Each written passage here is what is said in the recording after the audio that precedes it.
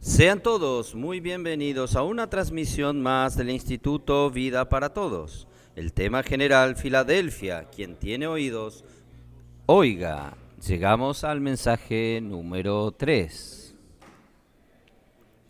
Las dificultades enfrentadas por los apóstoles.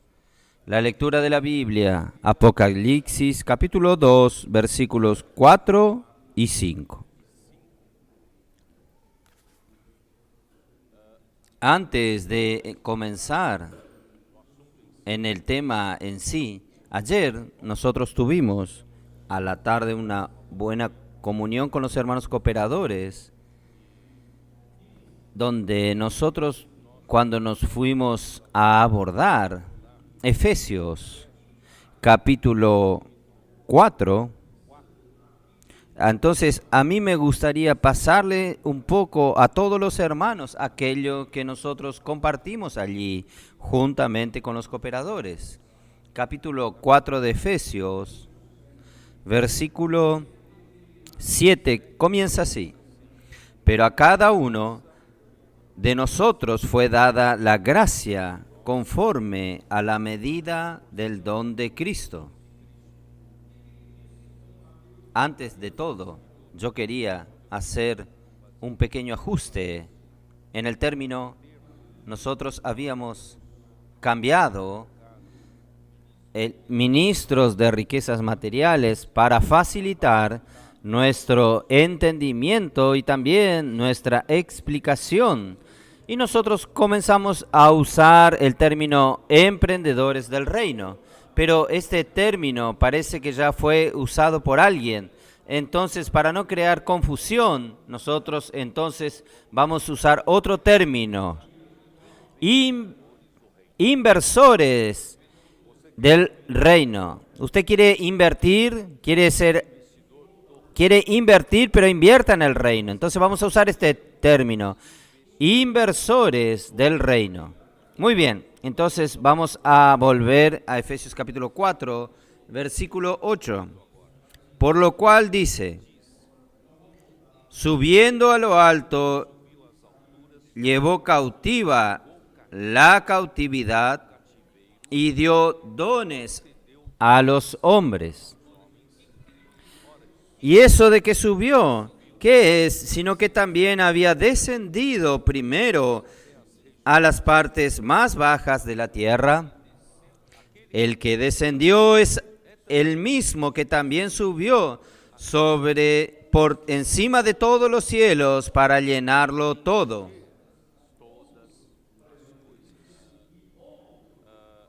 Aquí habla con relación a la voluntad de Dios. Dios desea que Cristo encabece sobre todas las cosas. Otra vez yo digo, ciertamente yo hice esta pregunta a los adolescentes. Ellos me van a saber responder. ¿Cuál es la voluntad de Dios? Efesios capítulo 1, versículo 9 y 10 nos define cuál es la voluntad de Dios. El versículo 9 dice, dándonos a conocer el misterio de su voluntad, según su beneplácito, el cual se había propuesto en sí mismo, de reunir todas las cosas en Cristo. Esta palabra, convergir en griego, se puede entender por encabezar. Dios desea que Cristo sea la cabeza sobre todas las cosas. Entonces, de hacer encabezar en Cristo, en la dispensación del cumplimiento de los tiempos, todas las cosas, así las que están en los cielos como las de la tierra. Entonces, la voluntad de Dios está aquí, definida. No, hoy, si usted pregunta a un cristiano, ¿cuál es la voluntad de Dios? Es muy confusa. Esta comprensión es muy confuso. Él va a decir, la voluntad de Dios es que yo haga tal curso, la voluntad de Dios es que yo me case con aquella mujer, la voluntad de Dios es esto o aquello. Pero hermanos, de una manera general, la voluntad de Dios es que Cristo encabece sobre todas las cosas, tanto las de los cielos como las de la tierra. El resto son detalles. Para que Cristo pueda encabezar todas las cosas, su vida, las cosas que suceden con usted, tienen que seguir ese rumbo. Y para que Cristo encabece todas las cosas, tanto las de los cielos como las de la tierra, Él necesita primero ser la cabeza sobre la iglesia.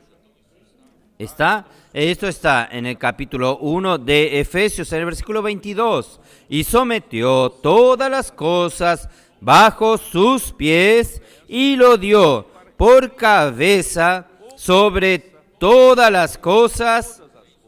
Esto es lo que está escrito en Efesios 1:10.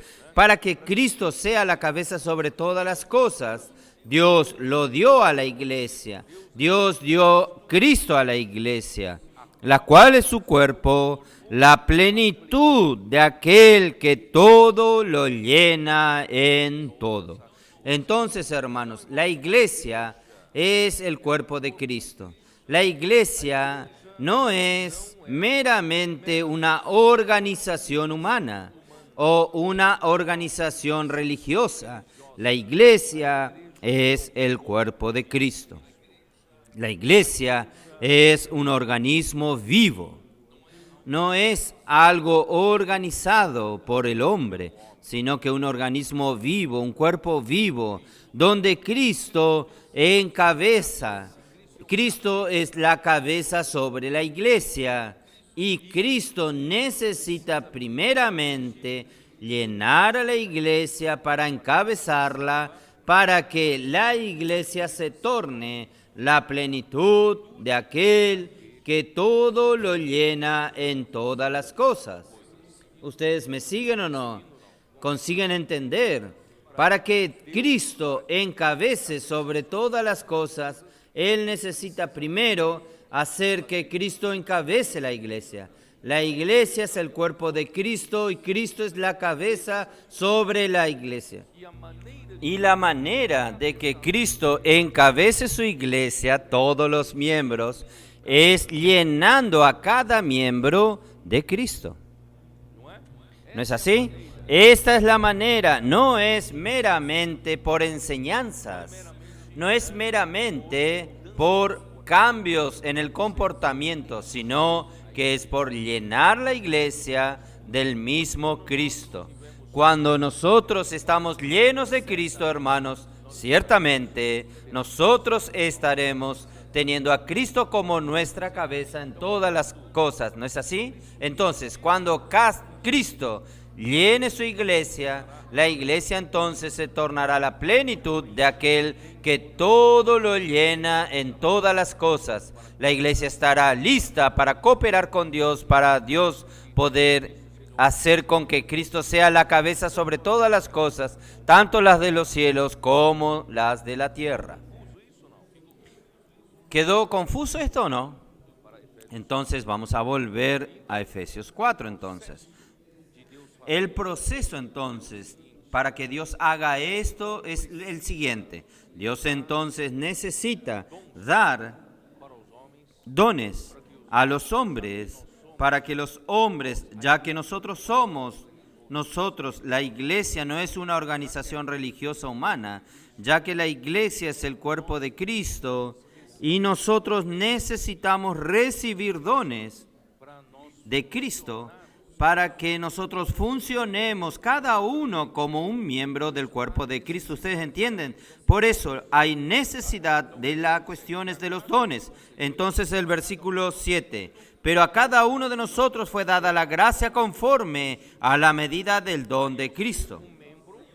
Para que yo sea un miembro, yo no soy un miembro de una organización muerta, yo soy un miembro vivo del cuerpo orgánico de Cristo. Entonces yo necesito de don para funcionar, ¿está bien? Entonces Dios va a darme. ¿Cómo Dios va a darme? A través de Cristo. Entonces Cristo Él tuvo que morir y Dios tuvo que resucitarlo. Cuando Cristo murió, Él descendió a las regiones inferiores de la tierra. ¿Por qué Él tuvo que descender a las regiones inferiores de la tierra? Porque todos nosotros, hermanos, en la caída de un solo hombre, Adán, todos nosotros, el pecado entró en el mundo y la muerte también entró por el pecado al mundo. Y la muerte pasó a todos los hombres y todos murieron. Y todos se tornaron pecadores. Ahí, Efesios capítulo 2, ya que nosotros estamos en el libro de Efesios, solo vuelva una página atrás. Efesios 2:1 dice así: Él os dio vida a vosotros cuando estabais muertos en vuestros delitos y pecados, en los cuales anduvisteis en otro tiempo. Entonces, hermanos, si nosotros estábamos muertos, ¿dónde nosotros nos encontrábamos espiritualmente? Nuestro espíritu estaba muerto. Y cuando está muerto, nosotros estamos bajo el dominio de la muerte. Y el dominio de la muerte es el Hades. Entonces Cristo tuvo que ir hasta las regiones más profundas de la tierra para sacarnos de allí, quitarnos de la muerte. Entonces Él fue allí y nos sacó y llevó cautivo el cautiverio. Nosotros estábamos todos en cautiverio de la muerte, pero Él fue allí en la muerte y nos quitó. ¿Y nos llevó a dónde? Nos llevó juntamente con Él para el cielo. Si usted no cree, está aquí. También está en Efesios capítulo 2, versículo 5 y 6. Y aún estando nosotros muertos en pecados, nos dio vida juntamente con Cristo. Por gracia sois salvos. Y juntamente con Él nos resucitó y asimismo nos hizo sentar en los lugares celestiales con Cristo Jesús. Nosotros estábamos en las regiones profundas de la tierra, muertos, y el Señor en su muerte, Él fue allí y nos buscó y nos llevó en resurrección juntamente con Él, hermanos. ¿Para a dónde?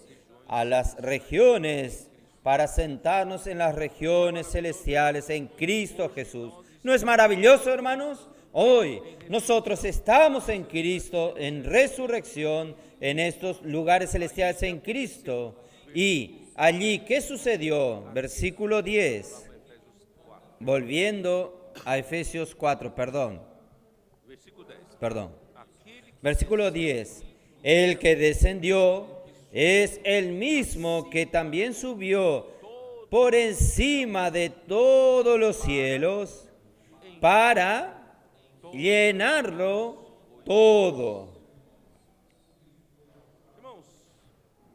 Hermanos, el Señor Jesús, a través de su muerte y resurrección, Dios lo resucitó, fue con este propósito de quitarnos de la muerte y llevarnos con Él en las regiones celestiales.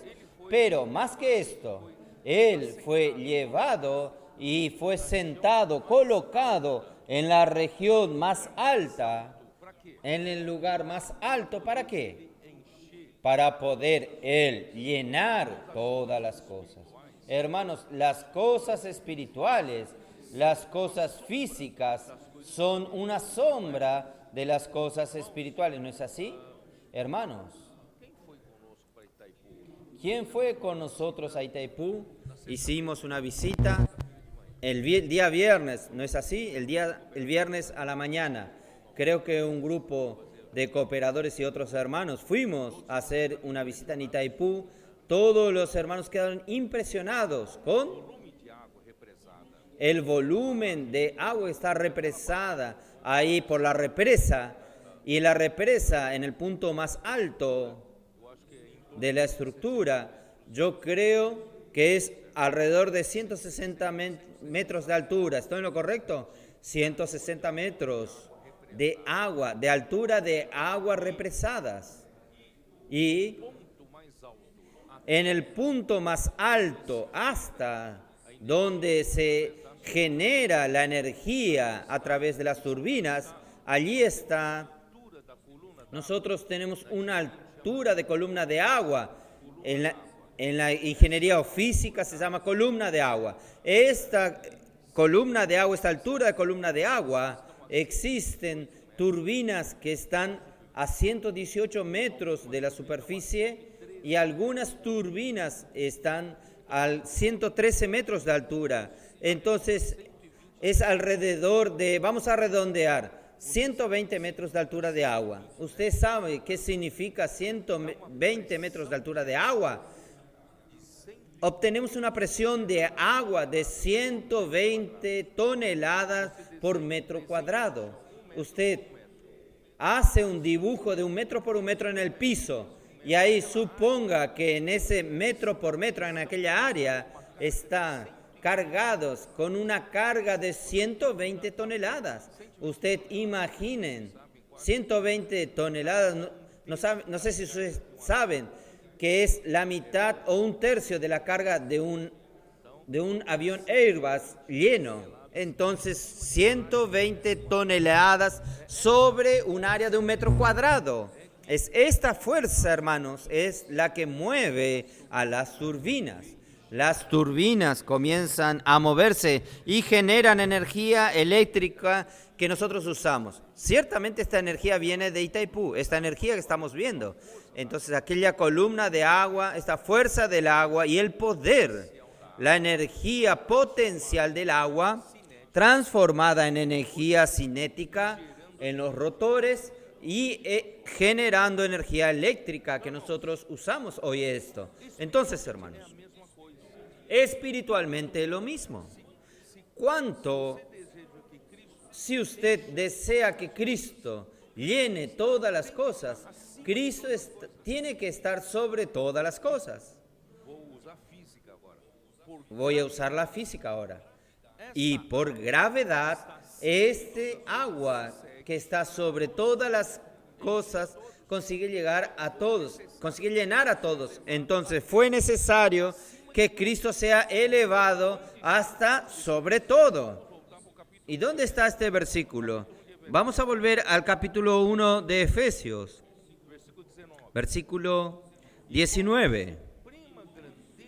Y cuál la supereminente grandeza de su poder para con nosotros los que creemos, según la operación del poder de su fuerza, la cual operó en Cristo, resucitándole de los muertos. ¿Y dónde Dios llevó a Cristo? Y sentándolo a su diestra, ¿en dónde? En los lugares celestiales. ¿Dónde Dios está? ¿Dónde está el trono de Dios? En los lugares celestiales.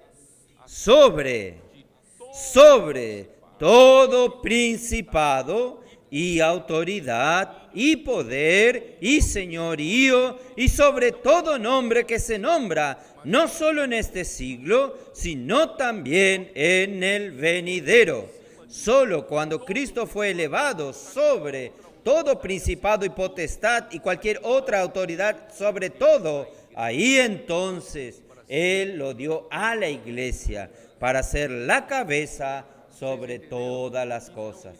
¿Ustedes entendieron?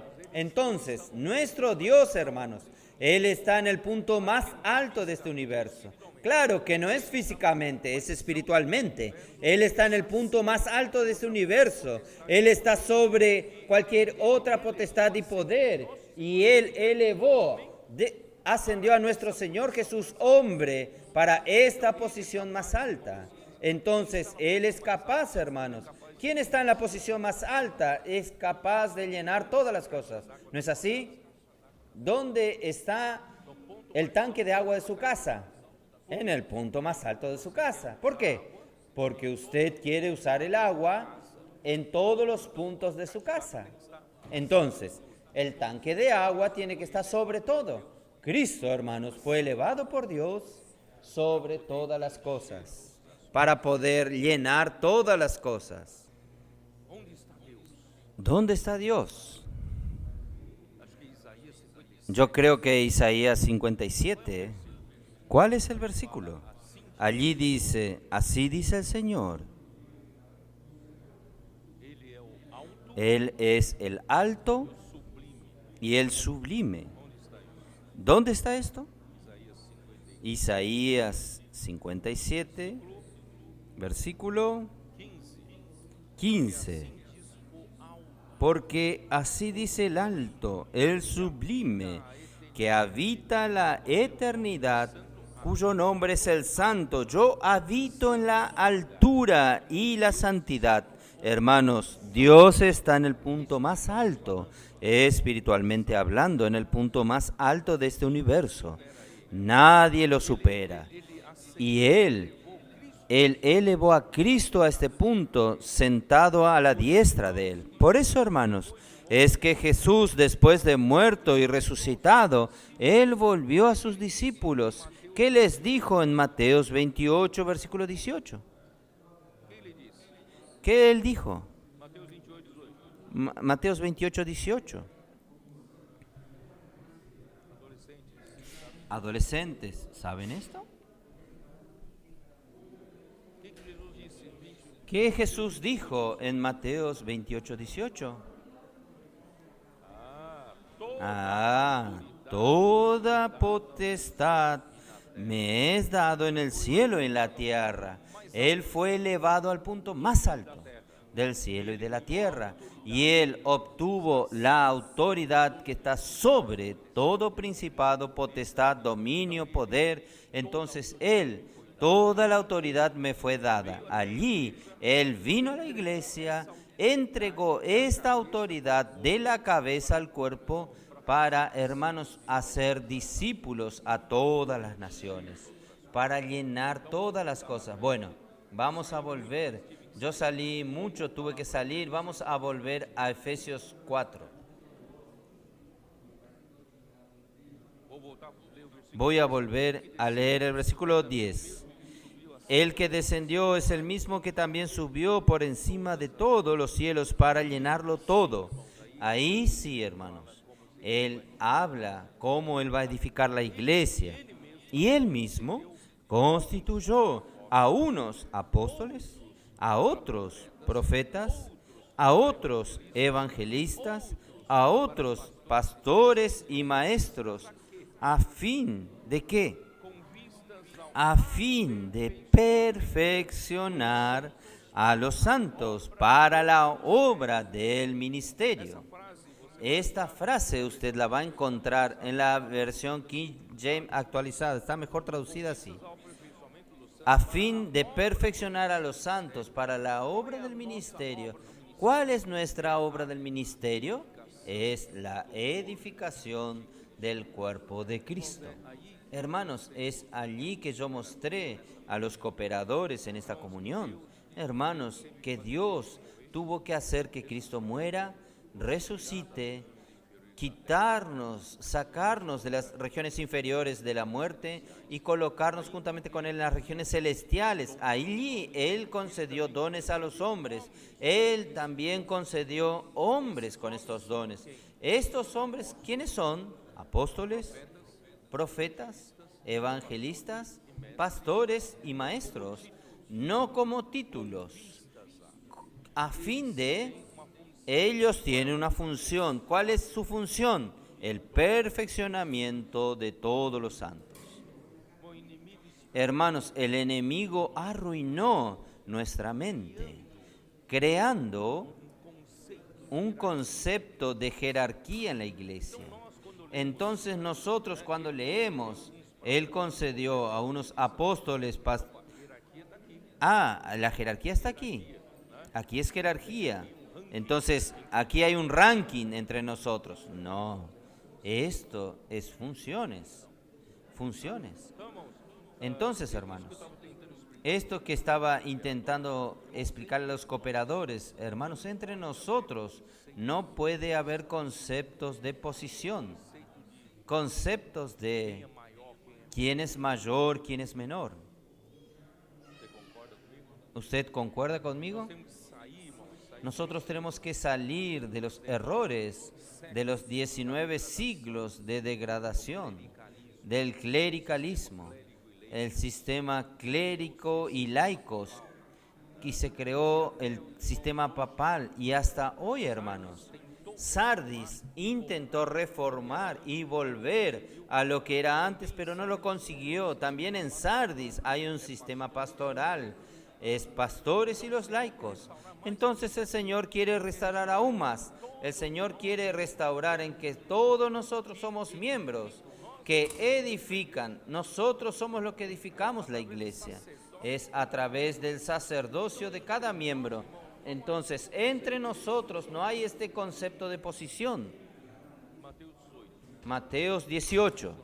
Voy a tener que mencionar este versículo nuevamente. Mateos 18. Hermanos, no entré en el mensaje aún, ¿está bien? Pero no tengo prisa. No tengo prisa. Vamos a dejar que el Espíritu fluya. Mateos 18, versículo 1. Está el concepto natural del hombre. En aquel tiempo los discípulos vinieron a Jesús diciendo: ¿quién es el mayor en el reino de los cielos? Entonces, entre nosotros, cuando estamos juntos aquí, nosotros queremos identificar quién es. En el lugar que él sienta, este es el mayor, el segundo, el tercero, ¿no es así? ¿Quién es el mayor? A mí me gustaría sentar allí. ¿Quién es el mayor en el reino de los cielos? Este, hermanos, es nuestro concepto. ¿Qué hizo el Señor entonces? El Señor, llamando a Jesús a un niño, lo puso a este niño en medio de quien quería ser el mayor. Y dijo: de cierto os digo que si no os volvéis y os hacéis como niños, no entraréis en el reino de los cielos.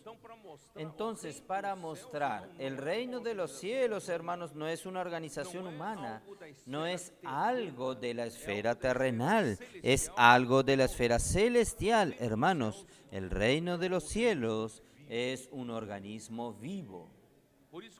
Por eso que la iglesia no es una organización religiosa, la iglesia es un organismo vivo, es el cuerpo de Cristo. Hermanos, en mi cuerpo no hay jerarquías. ¿Hay jerarquías? No hay jerarquía en mi vida, en mi cuerpo. Existen, pero mi cuerpo está bien ordenado. ¿No es así? No está bien ordenado. Todo está en su lugar, bien ordenado, en función, por causa de la función, por causa del funcionamiento de los miembros. Este orden es por causa de la función, por el funcionamiento de los miembros. Bueno, después le explico más. Si no entendió, no hay problema. Entonces, es por esto, hermanos, el Señor pasó a usar a nuestros niños y nuestros adolescentes. Porque no hay conceptos de posición. Ellos no tienen concepto de quién es el mejor o quién es el mayor. Nuestros adolescentes, hermanos, en la ignorancia no saben y comenzaron a tomar el lugar de los hermanos responsables, tomando la silla de los hermanos responsables, porque ellos no tienen este concepto de posición. Ellos no están allí para tomar el lugar de presbítero, no están preocupados con eso. Esta simplicidad, hermanos, el Señor quiere hacernos retornar para que seamos como estos niños, para que podamos entender lo que es el reino de los cielos. El reino de los cielos es diferente del mundo. Vamos a continuar entonces. Por tanto, aquel que se humille como este niño, este es el mayor en el reino de los cielos. Quien se humilla se hace el mayor. Y quien recibe un niño a este como recibe a mí me recibo. No puedo explicar mucho, no tengo mucho tiempo. Ahora vamos a... ¿Para dónde? Capítulo 20 de Mateos. Capítulo 20 de Mateos.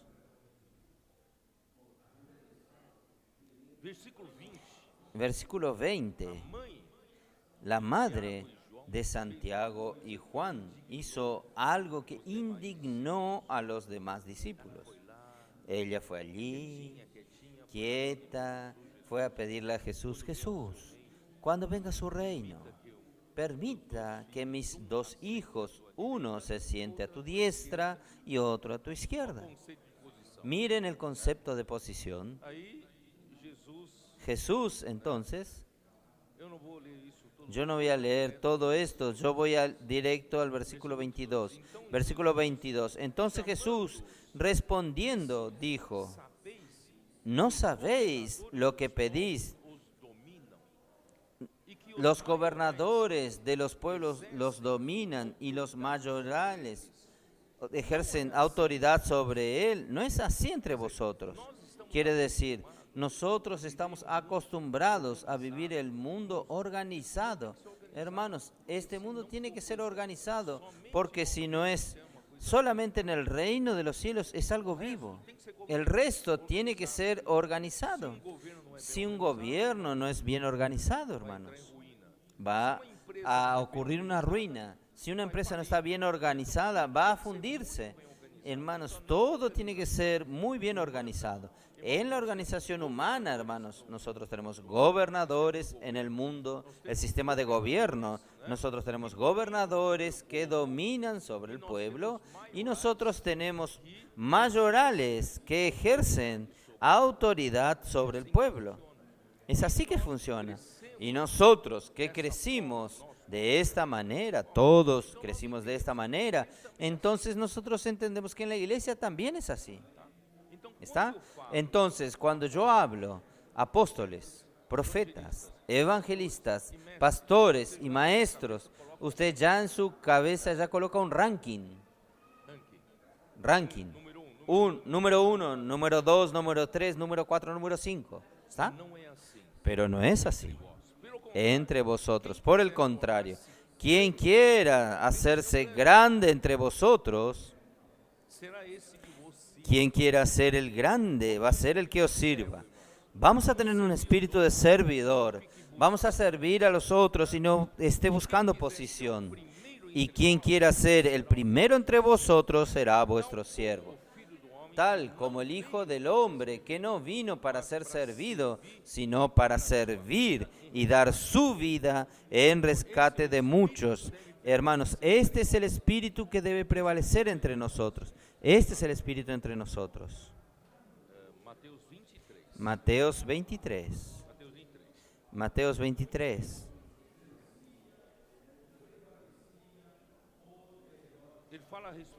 Él habla con relación a los escribas y fariseos, versículo 6. Ellos aman el primer asiento en las cenas y las primeras sillas en las sinagogas. Ellos aman las salutaciones en las plazas y ser llamados rabí, maestro por los hombres. Ay, estoy aquí a sus pies para aprender. Entonces a los hombres les gusta esto. Pero vosotros no queréis que os llamen rabino, porque uno es vuestro maestro, el Cristo, y todos vosotros sois hermanos. Por eso, hermanos, en la iglesia nosotros no usamos títulos de pastores, aunque muchos tengan la función de pastores, maestros, enseñanzas de la Biblia. Pero hermanos, nosotros no lo usamos como título, no como título. Y nosotros nos tratamos unos a los otros como hermanos. Hay gente que queda extrañado entre nosotros, hasta los líderes entre ustedes, hermano, ¿es así? Es por causa de este versículo. Todos nosotros somos hermanos. Pero ¿cómo es esto? Si no hay una organización, si no hay una línea, ¿cómo que fluye una línea de autoridad? ¿Cómo es que todo queda correcto? Hermanos, es solo mirar mi cuerpo. ¿No está todo correcto? Pero yo no coloqué una etiqueta en la mano. Ah, usted está bajo el antebrazo. Ya, también no dije el antebrazo, usted está bajo el brazo, debajo del brazo. No. Existe una orden de funcionamiento. ¿Ustedes entienden? Entonces, en la iglesia no hay jerarquía, sino que en la iglesia hay orden. Pero podemos usar esta disculpa para usar el orden como una jerarquía disfrazada. Ustedes entienden cómo es difícil que el hombre, a él le gusta esto.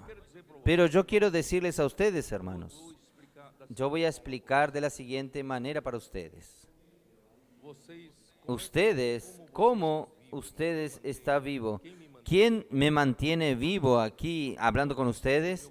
Hermanos, en cuanto mi corazón está latiendo mi corazón, esto me mantiene vivo.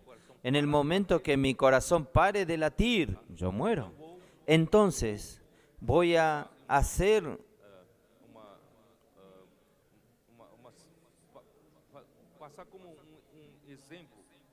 como un ejemplo. ¿Cómo se dice? Una analogía para ustedes. El corazón es el Señor Jesús que quiere llenar todas las cosas. Aunque el corazón esté aquí, pero Él para llenar todo necesita bombear. Entonces vamos a suponer, vamos a entenderlo espiritualmente. Cristo fue colocado sobre todas las cosas. Entonces Él es para llenar todas las cosas. Entonces el corazón está aquí latiendo para llenar todas las cosas, todos los puntos del cuerpo. ¿Es así o no? Entonces, para que Él pueda llenar todas las cosas, Él no tiene contacto directo, Él no va directo a todos los miembros. Entonces, ¿qué sale del corazón, hermanos? Sale una arteria principal llamada la aorta. La aorta. Vamos a suponer que esta aorta sea los apóstoles. ¿Ustedes entienden? Y después de la aorta vienen otras arterias principales. Estas otras arterias principales son profetas y después de los profetas son evangelistas, son pastores y maestros. ¿Ustedes entienden? Entonces yo tengo el corazón que quiere bombear la sangre a todos los miembros, a todos los rincones, pero yo necesito que este corazón necesita pasar por la arteria principal primero, que es la aorta. La revelación de Jesucristo en Apocalipsis 1:1, que Dios desea revelar a su siervo, pero Él notificó a Juan. Entonces Juan era la aorta. ¿Ustedes me entienden? Era la aorta. Y como la aorta, él tiene que pasar a otras arterias, que son los grupos de siervos. Esto es grupo de siervos, hermanos. Ahí se va distribuyendo la sangre. Y no para ahí. Porque si solo parase en apóstoles, profetas, evangelistas, pastores y maestros, hermanos, nosotros no tendríamos cómo hacer que toda la sangre llegue a la periferia. ¿Cómo va a llegar en mi mano? Solo con estas arterias principales.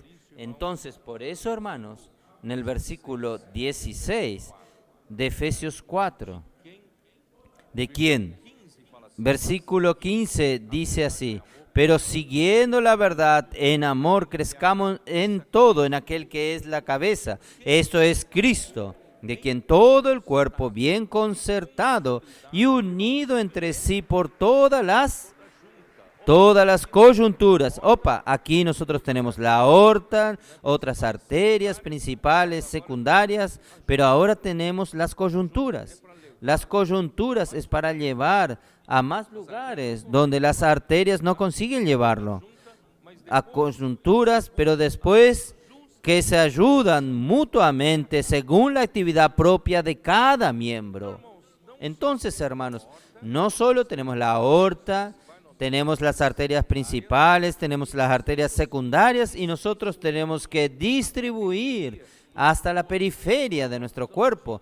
Entonces nosotros necesitamos de coyunturas y después nosotros necesitamos de los vasos periféricos. Si no, mi mano entra en gangrena, ¿no es así? Yo necesito de circulación de sangre también en la superficie para mantener la temperatura de mi cuerpo también. Por eso, hermanos, todos son importantes.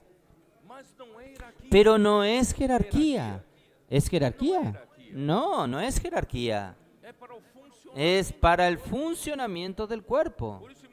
Por eso, hermanos, aún estos hermanos que están aquí auxiliándome, los cooperadores, están auxiliándome, no es jerarquía, es para el funcionamiento del cuerpo. Solo que yo le avisé a ellos, ningún de nosotros tiene la silla cautiva, el asiento cautivo. El día que nosotros perdamos la función, nos vamos. No hay un título aquí, no tenemos título aquí. Entonces nosotros tenemos que continuar manteniéndonos funcionando. Donde el Señor nos coloque, vamos a continuar funcionando. Porque el día que yo pierda la función, yo también perdí mi lugar. Porque no es jerarquía, es función. Función. ¿Está? Oh, Señor Jesús. Es este veneno que entró en la iglesia, en la historia de la iglesia, que es el clericalismo. Y el Señor ya había alertado a la iglesia en Éfeso. Tengo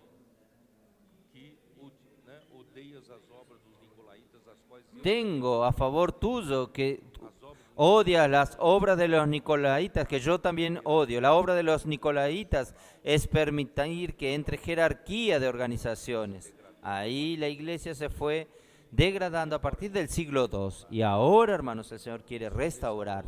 Y el Señor restauró el amor por la palabra profética entre nosotros. Y la palabra profética constituye estos muros que gobiernan la iglesia. La palabra profética nos da dirección, la palabra profética es todo para nosotros, hasta para que nosotros prediquemos el Evangelio en las calles, haciendo colportaje, avanzar a África, avanzar a otros países, hermanos. Esta palabra es la que nos gobierna, esta palabra es la que nos da dirección, esta palabra nos da contenido. ¿Esta palabra para qué sirve? Esta palabra sirve para llenarnos de la verdad. Entonces, este Cristo que fue elevado hasta el tercer cielo para llenar todas las cosas, ¿y de qué manera Él llena todas las cosas? ¿De qué manera Él suple la sangre a todos los miembros? Por la palabra. Por eso que Juan 17, ¿no es así? Jesús ora al Padre, santifícalos en tu verdad. Tu palabra es la verdad. Hermanos, es la única manera de que nosotros nos tornemos una nación santa, la iglesia tornarse santa y sin defecto, hermanos, es por la palabra, por la verdad que nos es bombeada por la sangre. Por eso Cristo está llenándonos a través de la palabra, a través de la sangre, está llenándonos de la verdad. Y la sangre no solo trae la vida de Dios, la verdad de Dios, la sangre también remueve todas las toxinas, remueve la basura de nosotros, ¿no es así? Entonces, yo soy obligado a entrar otra vez en Efesios 5. Oh, Señor Jesús. Efesios 5. Versículo 26. Para santificarla, habiéndola purificado en el lavamiento del agua por la palabra. Entonces, es la palabra que está haciendo este trabajo. Está removiendo, hermanos, y lavándonos, quitando todas las toxinas del viejo hombre, la vieja creación, ambiciones, conceptos de jerarquía, conceptos de posición, disputas por el cargo. Hermanos, el Señor necesita limpiarnos de esto. El Señor está queriendo hacer una iglesia para presentarla a sí mismo, una iglesia gloriosa, sin mancha, ni arrugas, ni cosas semejantes, sino que fuese santa y sin mancha. Hermanos, el Señor quiere quitar de nosotros todo concepto de posición, todo concepto de disputa, quién es el mayor, concepto de popularidad, conceptos de fama. Hermanos, el Señor quiere quitar todo de nosotros. Nosotros somos miembros del cuerpo de Cristo. Nosotros estamos dejando que Cristo nos llene para que seamos la plenitud de aquel que todo lo llena en todas las cosas. Oh Señor Jesús. ¿Puedo terminar por aquí, Armin?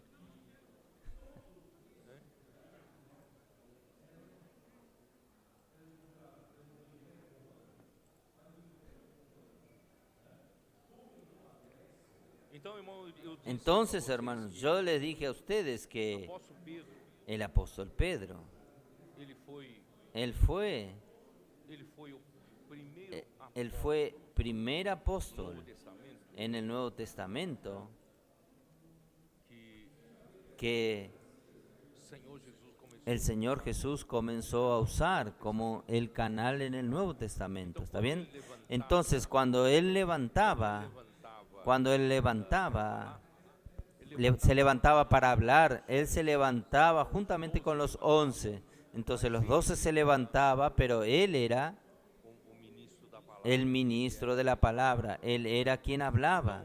Entonces, Él finalmente entendió que el Señor Jesús no se fue. El Señor Jesús prometió estar con ellos hasta la consumación de los siglos. Y de hecho, el Señor Jesús estaba con ellos. Pero ¿de qué manera usted identifica que el Señor Jesús estaba con ellos? Es cuando el Señor coloca palabra en la boca de Pedro.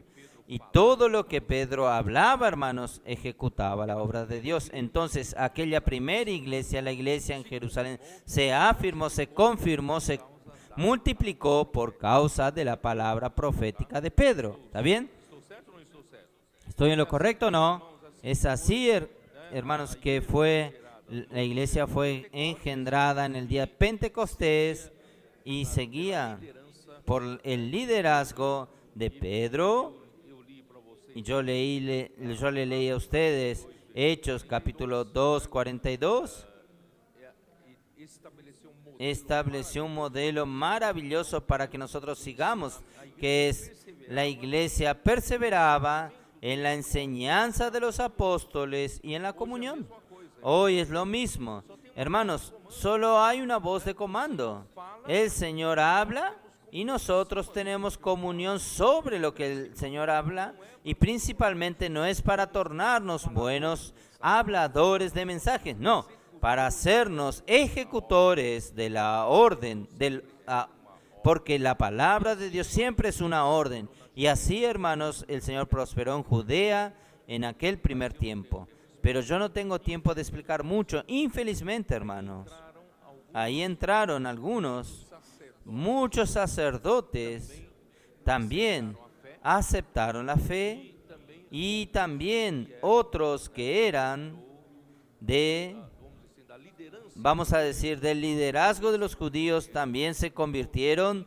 Hermanos, infelizmente algunos de ellos no consiguieron dejar atrás el concepto del judaísmo y querían adaptar la vida de la iglesia con la práctica del judaísmo. Y esta presión era muy fuerte, al punto de que, hermanos, la aceptación del liderazgo de Pedro en Jerusalén fue ofuscada por los que defendían la práctica del judaísmo en la iglesia. Podemos ver rápidamente Hechos capítulo 11, versículos 2 y 3.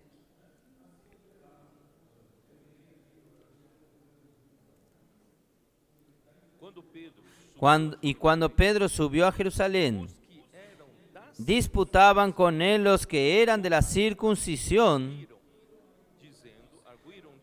diciendo: ¿por qué has entrado en casa de hombre incircunciso y has comido con ellos? Quiere decir, ellos tuvieron la osadía de enfrentar a Pedro y retarle a Pedro. ¿Cómo es esto? Ahí en el capítulo 15, versículo 1.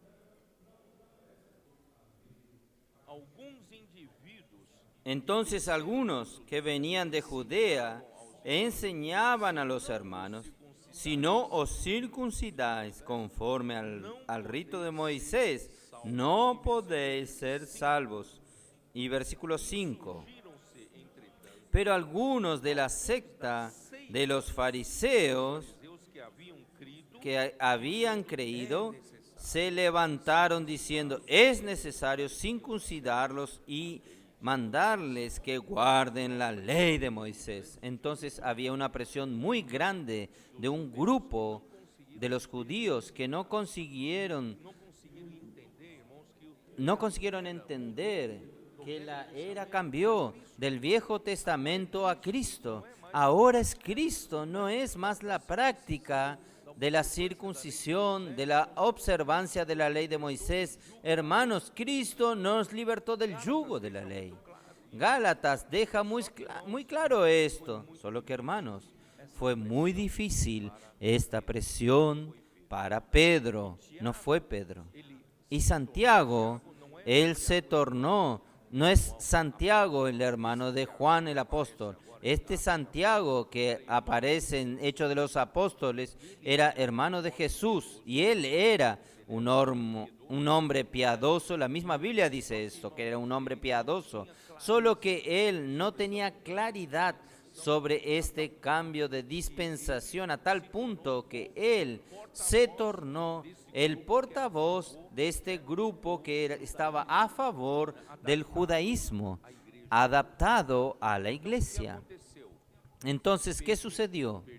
Pedro perdió fuerzas y Santiago obtuvo fuerzas. Vamos a leer Hechos 15. Ustedes van a ver cómo Santiago, versículo 13. Y cuando ellos callaron, Jacobo respondió diciendo: varones hermanos, oídme. Simón ha contado como Dios Yo no voy a gastar mucho tiempo en esto, pero aquí, versículo 19, él dice así: por lo cual yo juzgo que no se inquiete a los gentiles que se convierten a Dios, sino que les escriban que se aparten de las contaminaciones de los ídolos, de fornicaciones, de ahogados y de sangre. Porque Moisés desde tiempos antiguos tiene en cada ciudad quien los predique en las sinagogas, donde es leído cada día de reposo. Entonces él dijo: no vamos a imponer a los gentiles que creyeron en el Señor, los que están viviendo la vida de la iglesia, no vamos a imponerles que ellos hagan la práctica de circuncisión ni de observancia de la ley de Dios. Vamos a dejarlos a ellos libres. Pero aquí no dice nada para los judíos que creyeron que vivían en Jerusalén. Quiere decir, aquí nosotros vamos a continuar observando la ley, aquí nosotros vamos a continuar bajo la presión de los que quieren imponer la circuncisión, entonces vamos a continuar en el judaísmo. Hermanos, esto hizo con que Pedro no tenía más espacio allí. Pedro era el portavoz y cuando no hay palabra, hermanos, no hay obra de Dios. Pedro no tuvo más espacio para hablar. Tal es así que voy a probar esto. Vamos a ver Hechos 21, versículo 17. Pablo entonces en su tercer viaje llegó a Jerusalén, ya muchos años después. Cuando llegamos a Jerusalén, los hermanos nos recibieron con gozo, los hermanos de Jerusalén. Y al día siguiente, Pablo entró con nosotros a ver a Jacobo y se hallaban reunidos todos los ancianos. Cuando Pablo fue a Jerusalén, encontrarse con la iglesia en Jerusalén, él solo se encontró con Jacobo y los presbíteros de la iglesia. ¿Dónde están los apóstoles? Se fueron, desaparecieron. Los apóstoles perdieron espacio, perdieron lugar. Jacobo ganó fuerza, a los cuales después de haberlos saludado le contó Ahí entonces, versículo 20. Entonces, Jacobo dice así: cuando ellos le oyeron, glorificaron a Dios y dijeron: ya ves, hermanos, cuántos millares de judíos hay que han creído y todos son celosos por la ley. Quiere decir, la iglesia en Jerusalén, bajo la dirección de Jacobo, se tornó una iglesia híbrida. Todos creen en Cristo, pero son celosos de la ley. Hermanos, es algo terrible. Por eso el Señor no tuvo, la palabra profética no tuvo más voz a partir de este momento. Pedro tuvo que cesar su ministerio. Ahí el Señor fue a usar, escoger un canal. Este canal, ustedes saben que fue levantar a Pablo para que el evangelio pudiese alcanzar a las naciones gentiles. Y el apóstol Pablo fue, hermanos, levantado por Dios para el evangelio, alcanzar a los gentiles. Él era un perseguidor de la iglesia, pero el propio Señor Jesús le apareció en el camino. Esto está en Hechos 26. Vamos a ver Hechos 26, versículo 9. Yo ciertamente había creído mi deber hacer muchas cosas contra el nombre de Jesús de Nazaret, la cual también hice en Jerusalén. Yo encerré en cárceles a muchos de los santos, habiendo recibido poderes de los principales sacerdotes, y cuando los mataron, yo di mi voto. Cuando mataban a estos, yo daba mi voto, sí, puede matarlo. Y muchas veces, castigándolos en toda la sinagoga, los forcé a blasfemar y enfurecido sobremanera contra ellos, los perseguí hasta las ciudades extranjeras. Pablo era un perseguidor de la iglesia. Cuando, ocupado en esto, iba yo a Damasco con poderes y en comisión por los principales sacerdotes. Cuando a mediodía, oh rey, yendo por el camino, vi una luz del cielo que sobrepasaba el resplandor del sol, la cual me rodeó a mí y a los que iban conmigo. Y habiendo caído todos nosotros en tierra, oí una voz que me hablaba y decía, lengua hebrea, Saulo, Saulo, ¿por qué me persigues? Dura cosa es dar coces contra el aguijón. Yo dije, ¿quién eres, Señor? Y el Señor dijo, yo soy Jesús a quien tú persigues.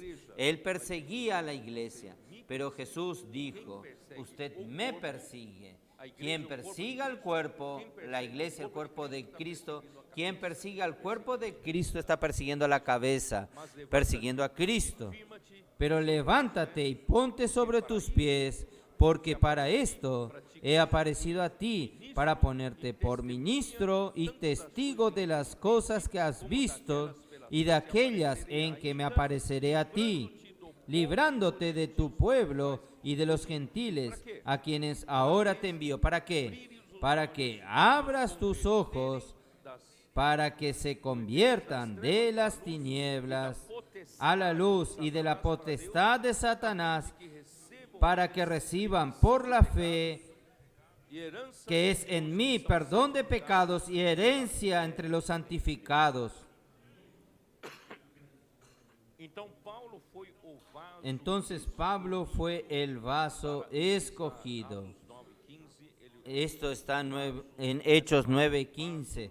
Él fue un vaso. Esta palabra vaso aquí dice utensilio, pero en vaso 9:15. Pero el Señor le dice, ve, porque este es para mí un instrumento escogido. Quiere decir, un vaso escogido para llevar mi nombre delante de los gentiles y reyes y también por los hijos de Israel. Por eso, hermanos, Pablo era un perseguidor de la iglesia, que el Señor Jesús le apareció personalmente a él y le encargó para predicar el evangelio a los gentiles, también a los judíos, a los reyes, pero es principalmente a los gentiles. Él tenía esta comisión de llevar el evangelio. Por eso, hermanos, a partir de allí usted va a decir, pero Pablo va a predicar ¿qué? Si no estudió teología del Nuevo Testamento, él estudió a los pies de Gamaliel, pero las antiguas escrituras. Ahora que se convirtió, él va a predicar ¿qué? Hermanos, gracias a Dios, él predicaba ¿qué? Aquello que el Señor le revelaba. Entonces, aquí yo vuelvo a Gálatas capítulo 1. Gálatas capítulo 1. Por eso, hermanos, la palabra profética no tiene origen en el hombre. ¿Está bien? Por eso el versículo 11, Pablo dice así: mas os hago saber, hermanos, que el evangelio anunciado por mí no es según hombre, pues yo ni lo recibí ni lo aprendí de hombre alguno, sino por revelación de Jesucristo. Ustedes, porque ya habéis oído acerca de mi conducta en otro tiempo en el judaísmo, que perseguía sobremanera a la iglesia y lo asolaba, y en el judaísmo aventajaba a muchos de mis contemporáneos en mi nación, siendo mucho más celoso de las tradiciones de mis padres. Pero cuando agradó a Dios, que me separó desde el vientre de mi madre y me llamó por su gracia, revelar a su Hijo en mí, para que yo le predicase entre los gentiles. Quiere decir, ¿qué contenido Pablo tenía para predicar a los gentiles? La revelación. Entonces, la palabra profética es la palabra de la revelación, para que yo lo predicase entre los gentiles. Sin demora, no consulté a carne y sangre, y ni subí a Jerusalén para los que ya eran apóstoles antes de mí, sino que fui a Arabia y después a Damasco. Aquí prueba, hermanos, que lo que Pablo predicaba no venía del mismo. Por eso que Jesús dejaba claro en cuanto él estaba aquí en la tierra: las palabras que yo he hablado, no las hablo por mí mismo. De la manera que yo escucho del Padre es la que yo hablo. Y esta palabra que yo os hablo, el Padre que permanece en mí, hace sus obras.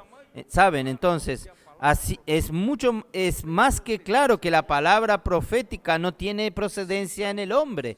Porque si la procedencia no fuese Dios, hermanos, esta palabra no sería la palabra de Dios. Y no siendo la palabra de Dios, la palabra del hombre no se hace concreta, no se concreta, no sucede conforme a lo que habló. Entonces, hermanos, es esto que nosotros tenemos que ver. Solo que el hombre confunde la palabra profética con muchas predicaciones buenas, diferentes.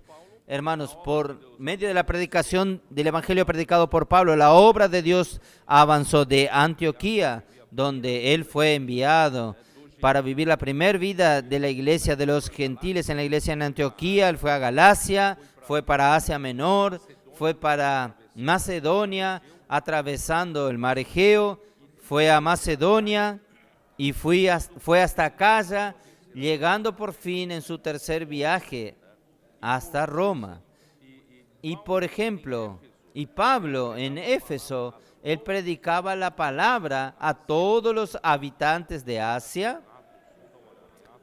Aquí vamos a ver Hechos capítulo 19.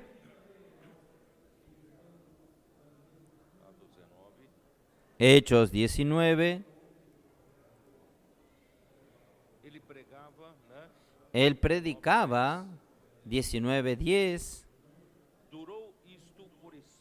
Así continuó por espacio de 2 años, de manera que todos los que habitaban en Asia, judíos y griegos, oyeren la palabra del Señor Jesús, tanto judíos como griegos.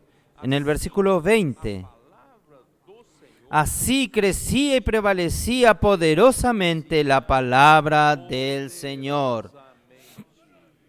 Poderosamente, hermanos, es la palabra del Señor.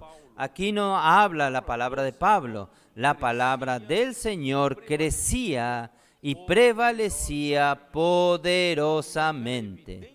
Entonces, hermanos, era evidente que el Señor realizaba su obra por medio de la palabra, y por la palabra Pablo ejercía el liderazgo en la iglesia. Hermanos, muchos dicen que los apóstoles van a cada ciudad, predican el evangelio, levantan iglesias y después instituyen presbíteros y entregan aquella iglesia local a los presbíteros para que ellos lo cuiden, y nunca más los apóstoles interfieren en la vida de la iglesia, no tienen más autoridad sobre ella. Esto es mentira. No es verdad. Pablo, como apóstol, tenía autoridad en las iglesias que él levantó. ¿Está bien? 1 Corintios 12, 28. Vamos a ver. 1 Corintios 12, 28. Aquí nos muestra el liderazgo de los apóstoles. Y aún nos puso Dios en la iglesia, primeramente apóstoles, luego a profetas. Hermanos, yo quiero dejar claro por la explicación que yo di en la introducción del mensaje, esto no es jerarquía, es liderazgo en la función. Estamos en lo correcto. Primero, apóstoles. Es aquella arteria aorta. ¿Está bien? Y después, y también en todas las iglesias, el apóstol tenía autoridad. En 1 Corintios 7, versículo 17, allí nos dice que pero cada uno, como el Señor le repartió, y como Dios llamó a cada uno, así haga. Esto ordeno en todas las iglesias. El apóstol ordenaba en todas las iglesias esta orden. Entonces, el apóstol tiene la autoridad sobre las iglesias que él levantó. Y 14, 1 Corintios 14, 33.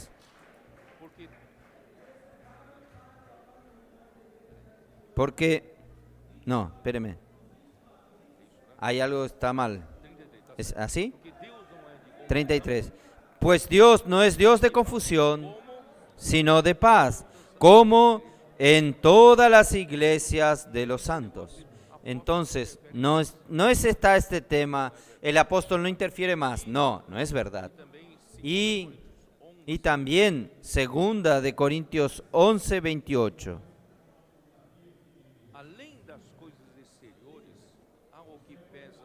Aparte, y además de las otras cosas, lo que sobre mí se agolpa cada día, la preocupación por todas las iglesias. Todas las iglesias. En el corazón del apóstol están todas las iglesias. No hay parcialidad, no hay discriminación, es con todas las iglesias. Y la palabra del apóstol también es leída en las otras iglesias, entre las iglesias. Esto está en Colosenses 4, 16. Colosenses 4. Hermanos, en aquel tiempo era tan difícil llevar una carta de una iglesia a otra, pero aún así ellos hacían ese esfuerzo. 4:16. Y cuando esta carta haya sido leída entre vosotros, haced también que se lea en las iglesias de los laodicenses, y que la Odisea la leáis también vosotros. Quiere decir, entonces, las cartas del apóstol Pablo eran leídas en las iglesias. Y gracias a Dios, hoy nosotros tenemos internet. Hoy la palabra está siendo hablada hoy aquí a la mañana. A la noche ya está siendo transmitida a todas las iglesias en todo el globo terráqueo. Y hoy a la noche hay un grupo trabajando, ya sale la inmersión del día de mañana. Y mañana ya habrá la inmersión de los 7 días. Hermanos, esto es increíble, solo que en aquel tiempo de Pablo no tenía esta facilidad. Y gracias a Dios, hermanos, el mismo principio es válido.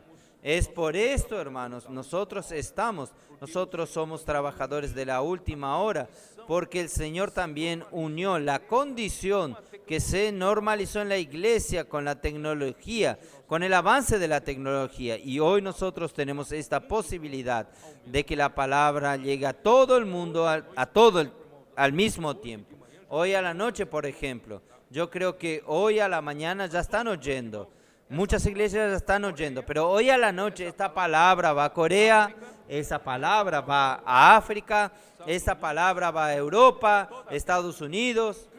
toda la tierra. Esta es la carta para la iglesia en Foz de Iguazú, siendo leída a todas las iglesias.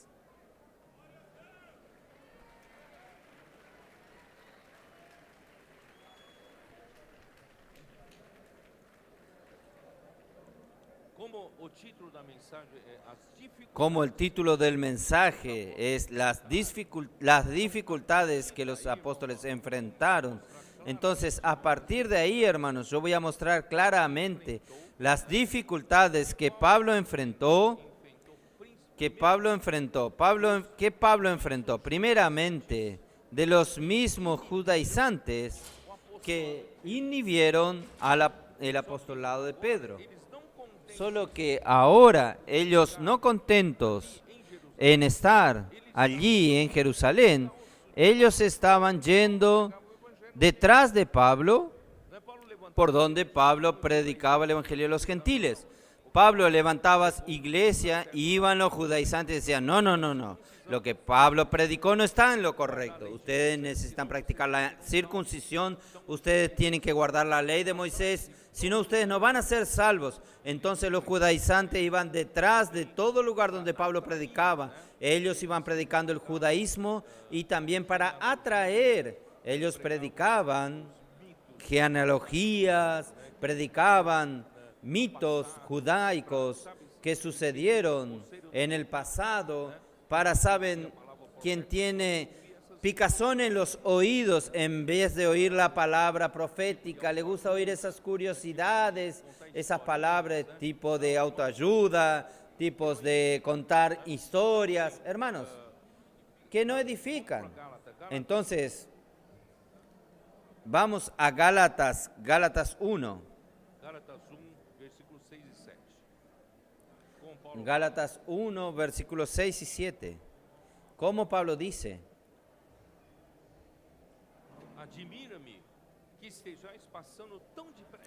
Estoy maravillado de que tan pronto os hayáis alejado del que os llamó por la gracia de Cristo para seguir un evangelio diferente.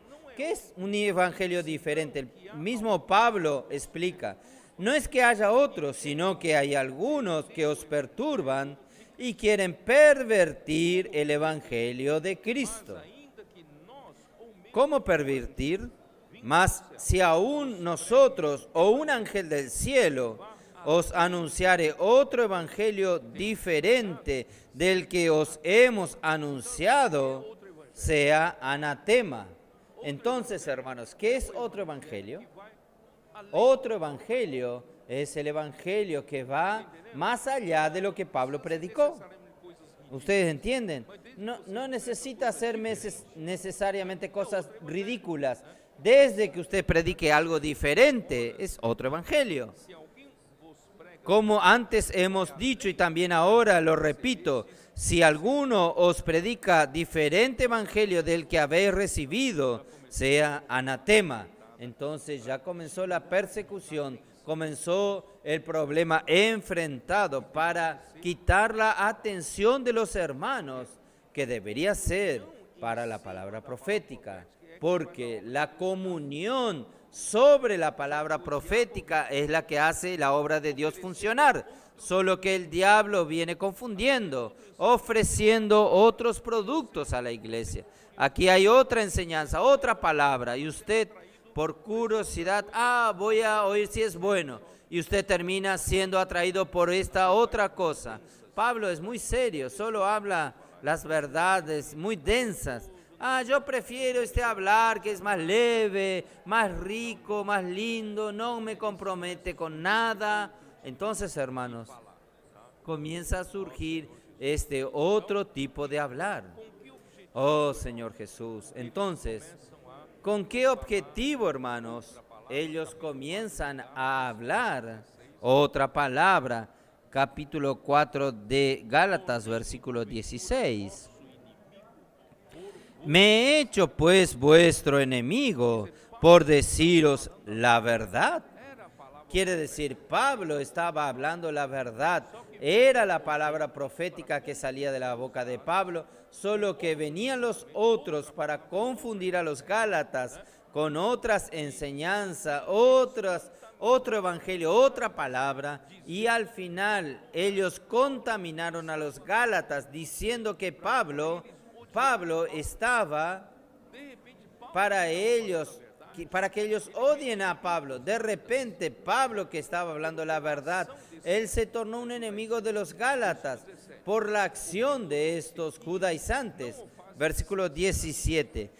Tienen celo por vosotros, pero no para bien, sino que quieren apartaros de nosotros para que vosotros tengáis celos de ellos. Ellos quieren que ustedes sean seguidores de ellos. Ellos quieren popularidad. Ellos quieren número de seguidores, quieren fama. En la versión King James actualizadas dice, ellos quieren aislarlos a ustedes de mí. Hermanos, Pablo ya al comienzo, enfrentó estos problemas. Por eso, hermanos, miren cómo es importante la palabra profética y cómo el enemigo ha atacado desde el comienzo. Solo que la dificultad que él enfrentaba no es solo con judaizantes.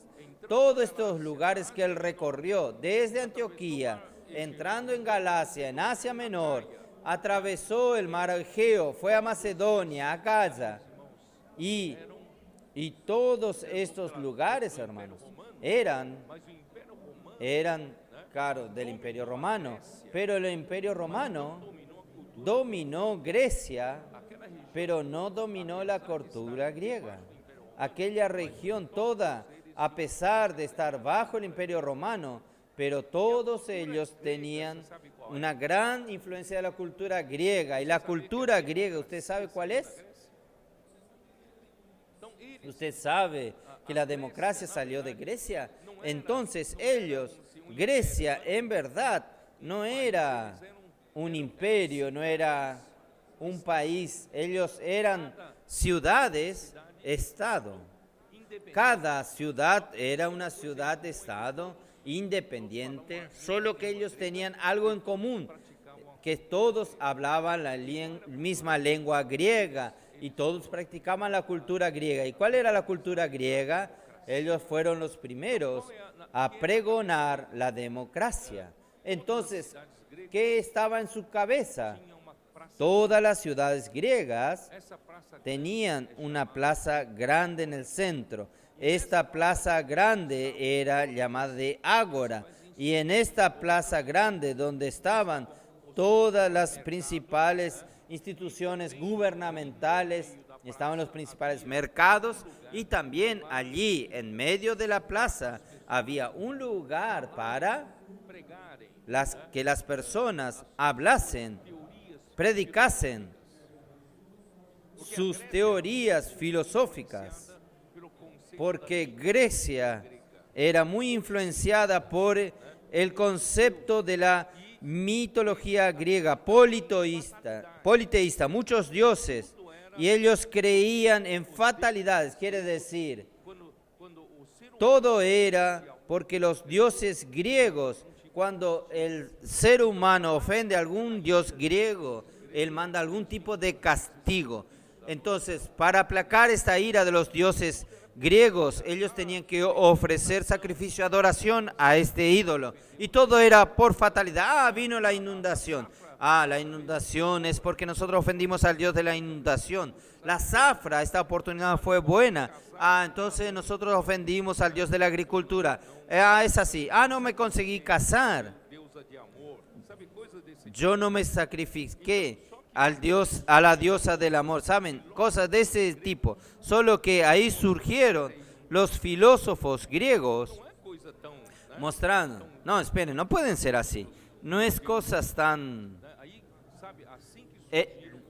colocar todos bajo los dioses, no es así. Así es que surgieron los filósofos y comenzaron a intentar a decir, no es colocar todo en la fatalidad. Entonces surgieron los famosos filósofos griegos. Entonces los griegos tenían esta cultura de invitar a podía estar en su plaza, tenían libertad de expresión, y así que surgió también la votación entre ellos era votación democrática, era por votos. Así surgieron en la cultura griega. Entonces, hermanos, los filósofos que quieren presentar su línea de filosofía, ellos tenían libertad de recorrer las ciudades de griega y presentar, y el pueblo podía escoger la línea filosófica que él quería escoger. Allí, así es, como yo dice, en el Brasil los que son simpatizantes del fútbol, los de Corinthians, Corinthians, Flamenco, los de São Paulo, cada uno, yo soy por Aristóteles, yo soy por este, así ahora surge en la iglesia. La iglesia no es así, cada uno puede hablar lo que quiere, no. Ahí Pablo vino a hablar para no hablar diferentemente. Pablo presentaba el evangelio, presentaba la verdad. Ahí vino otro, no, tiene que hablar la palabra profética. Ahí comienzan la oposición. ¿Qué tema es este? ¿Por qué en la iglesia no es democrática, no hay democracia? No es cada uno puede hablar, ¿entienden? Ahí ellos comenzaron a,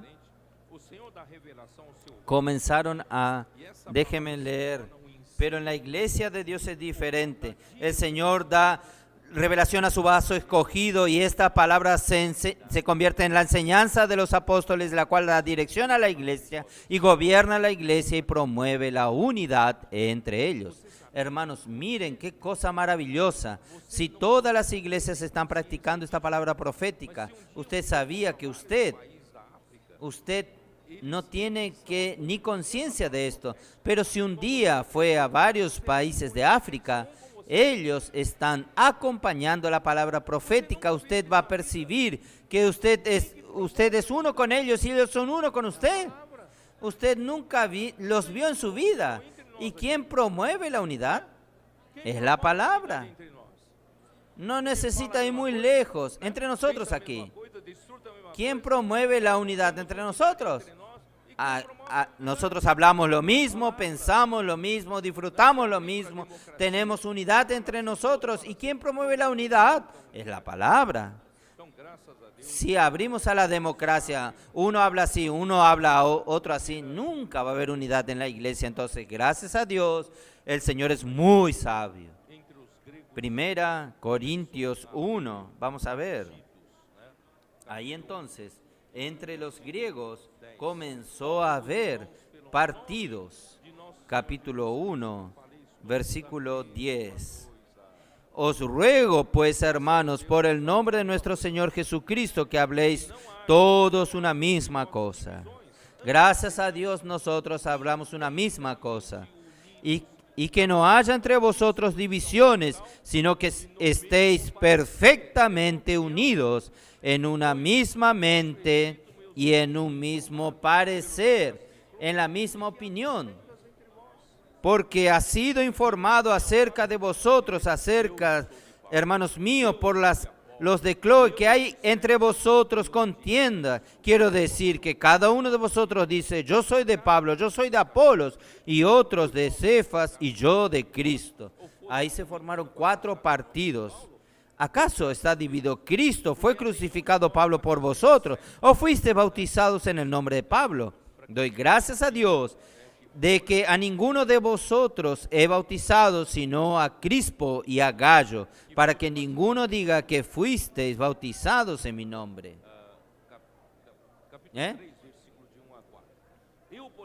Oh Señor Jesús. Bueno, capítulo 3, del 1 al 4. De manera que yo, hermanos, no pude hablaros como a espirituales, sino como a carnales, como a niños en Cristo. Ustedes están acostumbrados con la cultura griega, ustedes quieren democracia en la iglesia, no es así en la iglesia. Os di a beber leche y no vianda, porque aún no eras capaz, ni sois capaces todavía, porque aún sois carnales. Pues habiendo entre vosotros celos, contiendan. Hermanos, cuando hay partidos hay celos y contiendan. Es igual que es pelea de hinchadas de fútbol. Sin sentido. ¿Para qué es esto? no es así que sois carnales y andáis como hombres. Porque diciendo el uno, yo soy ciertamente de Pablo, y el otro, yo soy de apóstoles, de Apolos, no sois carnales. ¿Quién es Pablo? ¿Quién es Apolo? No voy a continuar leyendo esto. Por eso, por este motivo, hermanos, Pablo escribió a los Corintios, capítulo 1, 17. Pues no me envió Cristo a bautizar, sino a predicar el Evangelio, no con sabiduría de palabra, para que no se haga vana la cruz de Cristo. Esto ya leí ayer. Yo voy a dejar que ustedes lean esto. Entonces, por ejemplo, capítulo 2, versículo 1, dice así: así que, hermanos, cuando fui a vosotros para anunciar el testimonio de Dios, no fui con excelencia de palabra o de sabiduría. Cuando los filósofos griegos usaban ostentación de palabras, de lenguaje, palabras de sabiduría. Pero aquí, hermanos, se habla la palabra de Dios. Es según la revelación de Dios. No necesita usar artificios humanos. No necesita usar de técnicas de elocuencia humana ni de retórica. Hermanos, nosotros somos fieles a lo que el Señor quiere hablar y hablamos solamente lo que el Señor quiere hablar.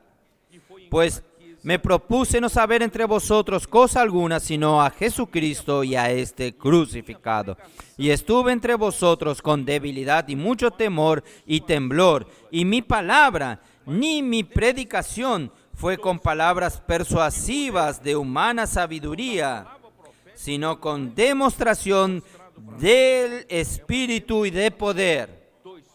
Hermanos, la palabra profética tiene que, más mostrado para nosotros, es una demostración de Espíritu, demostración de poder. ¿Para qué? Para que vuestra fe no esté fundada en sabiduría de los hombres. Este hombre habló lindo, me emocionó, entonces su fe se apoya en la sabiduría humana. No debe apoyarse en la sabiduría humana, sino apoyarse en el poder de Dios, en la palabra de Dios. La palabra de Dios es el poder de Dios. Entonces, hermanos, el enemigo de Dios entonces usó estas diversas enseñanzas, tanto de los judaizantes como de la cultura griega, para cuestionar el monopolio de las palabras de Pablo a las iglesias. ¿Por qué Pablo solo? Entonces el apóstol fue fiel al Señor, fiel a Cristo. Él hablaba la verdad a la iglesia, aun siendo acusado de usar de astucia. Está en 2 Corintios 4. Vamos a ver, cuando Pablo escribe, hermanos, hay algún motivo detrás. Usted lee la Biblia, usted tiene que entender que hay algún motivo cuando Pablo habla así. Miren, capítulo 4, versículo 2 de 2 Corintios. Antes bien, renunciamos a lo oculto y vergonzoso, no andando con astucia, ni adulterando la palabra de Dios, sino por la manifestación de la verdad, recomendándonos a toda conciencia humana delante de Dios. No sé si entendieron. Pablo dice así: yo no uso como los otros astucia, yo no adultero la palabra de Dios. De la manera que yo recibo, yo la entrego. Yo no estoy floreando, yo no estoy mostrándole a ustedes que yo sé usar lenguaje persuasiva, de ostentación de lenguaje. No, yo entrego de la manera que yo recibí. Entonces, él era fiel, no adultera la palabra de Dios, y todo lo que él habla, hermanos, él lo recomienda a la conciencia de todo hombre en la presencia de Dios por la manifestación de la verdad. Quiere decir, todo lo que habla es la verdad, y usted puede confirmar en su conciencia delante de Dios. Saben, cuando usted oye la palabra que es verdad, en su propia conciencia, Dios la confirma. Y esta palabra arde en su corazón. ¿Hace arder o no hace arder su corazón? ¿Por qué? Porque esta palabra viene de Dios y trae la verdad para usted. 2 Corintios 6:8. Hermanos, Pablo era tenido como un engañador. Por estos sus opositores difamaron tanto a él, hablaron tan mal contra él, calumnias, todos. Pablo se tornó un engañador. Por eso que Pablo dice así, versículo 8, por honra y por deshonra. Yo he sido honrado por los hermanos que conocen la verdad, pero también deshonrado por mis opositores, por mala fama y por buena fama. Mala fama por los que me calumniaron, divulgaron mala fama de mí, pero también por buena fama, como engañadores. Creo que esto es lo peor que hay, como engañadores, pero veraces. ¿Saben?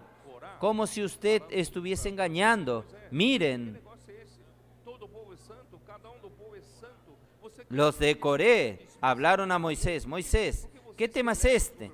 Todo el pueblo es santo, cada uno del pueblo es santo. Usted quiere hacerte especial sobre el pueblo. ¿Por qué usted eleva sobre el pueblo?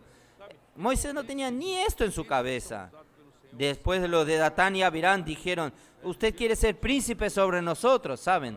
Entonces, estos que son usados por el Señor son atacados por Satanás. Generalmente, Satanás quiere llevarnos a entender que Pablo está queriendo engañarlos, siendo engañadores, pero él era veraz.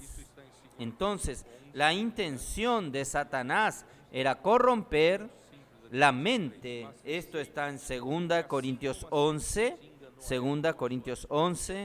muy simple aquí. Versículo 3, pero temo que como la serpiente con su astucia engañó a Eva, vuestros sentimientos sean de alguna manera extraviados de la sincera fidelidad a Cristo. Hermanos, nosotros pasamos por una tempestad. Infelizmente, algunos fueron contaminados y perdieron la simplicidad para con el Señor y perdieron la pureza para con el Señor. Ahí, hermanos, cuando usted pierde esto, su corazón se endurece. Cuando su corazón se endurece, ninguna palabra lo alcanza más a usted. La palabra que nos trae tanta alegría para ellos es una palabra de alguien que quiere engañarlos, ¿entienden? Entonces, hermanos, tenemos que mantenernos simples, no permitir que Satanás corrompa nuestra mente. Cada vez que usted pierde la simplicidad, quedó complicado. Usted, de repente, si usted descubre que usted está crítico, cuidado con esto. Cuando usted, de repente, usted se tornó crítico, usted ve errores, fallas que los otros no ven. Sus ojos se abrieron. Usted aún quiere alertar a los otros. Usted no ve esto, usted no ve aquello, hermanos. Usted ya perdió la simplicidad, usted perdió la pureza. Cuando Adán y Eva comieron del árbol del conocimiento del bien y del mal, ¿cuál fue el primer efecto? Sus ojos se abrieron. Este abrir de los ojos no es bueno, hermanos. Es perder la simplicidad, es perder la pureza debida a Cristo. Por eso, hermanos, yo ya fui contaminado por la muerte una vez cuando muy joven. Nunca más, yo le hablé al Señor, Señor, nunca más me deje perder la simplicidad. Yo quiero mantenerme siempre simple para el Señor hasta el final de mi vida. Por eso, hermanos, no deje que Satanás lo contamine a usted y hacer con que usted corrompa su mente y pierda la simplicidad y pureza delante del Señor. Oh, Señor Jesús. Yo creo que voy a terminar. Creo que voy a terminar porque, oh, Señor Jesús.